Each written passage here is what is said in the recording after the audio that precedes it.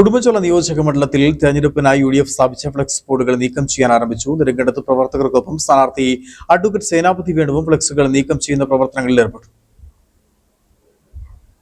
ഉടുമ്പൻചോല നിയോജക മണ്ഡലത്തിലെ UDF സ്ഥാനാർത്ഥി അഡ്വക്കേറ്റ് സേനാപതി വേണുവാണ് തെരഞ്ഞെടുപ്പ് സമയത്ത് സ്ഥാപിച്ച സ്വന്തം ഫ്ലെക്സ് ബോർഡുകൾ സഹപ്രവർത്തകർക്കൊപ്പം എത്തി നീക്കം ചെയ്തത്. പോളിംഗിന് ശേഷം നെടുങ്കണ്ടം ടൗണിലും പരിസര പ്രദേശങ്ങളിലും നിരവധി ഫ്ലെക്സ് ബോർഡുകളാണ് ഉണ്ടായിരുന്നത്. ഹരിത പ്രോട്ടോകോൾ പാലിച്ചാണ് പ്രകൃതിക്ക് ദോഷമാകാത്ത ഫ്ലെക്സുകൾ നിർമ്മിച്ചതെങ്കിലും സമയബന്ധിതമായി ഇവ നീക്കം ചെയ്യുന്നതിന്റെ ഭാഗമായാണ് സ്ഥാനാർത്ഥി നേരിട്ടെത്തി ഫ്ലെക്സുകൾ നീക്കം ചെയ്തത്. ഉടുമ്പൻചോല നിയോജക മണ്ഡലത്തിലെ മുഴുവൻ സ്ഥലങ്ങളിലും സ്ഥാപിച്ച ഫ്ലെക്സ് ബോർഡുകൾ ഉടൻ തന്നെ പൂർണ്ണമായും നീക്കം ചെയ്യുമെന്ന് സേനാപതി വേണു പറഞ്ഞു.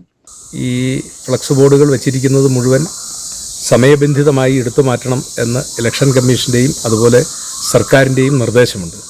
വ്യക്തിപരമായി തെരഞ്ഞെടുപ്പിൽ ഈ ഫ്ലെക്സ് ബോർഡുകൾ വെക്കരുത് എന്നാഗ്രഹിക്കുന്ന ഒരാളാണ് ഞാൻ. കാരണം ഇത് പരിസ്ഥിതിക്കും പ്രകൃതിക്കും ദോഷകരമാകുന്ന വസ്തുവാണ് എന്നുള്ള കാര്യത്തിൽ തർക്കമില്ല.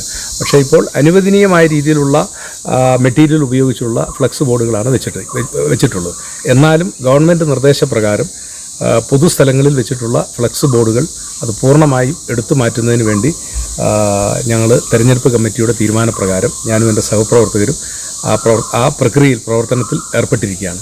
അപ്പോൾ നെടുങ്കണ്ടത്തും പരിസര പ്രദേശത്തും വച്ചിരിക്കുന്ന മുഴുവൻ തെരഞ്ഞെടുപ്പ് ഫ്ലെക്സുകളും ഞങ്ങൾ നേരിട്ട് എടുത്തു മാറ്റുന്നു.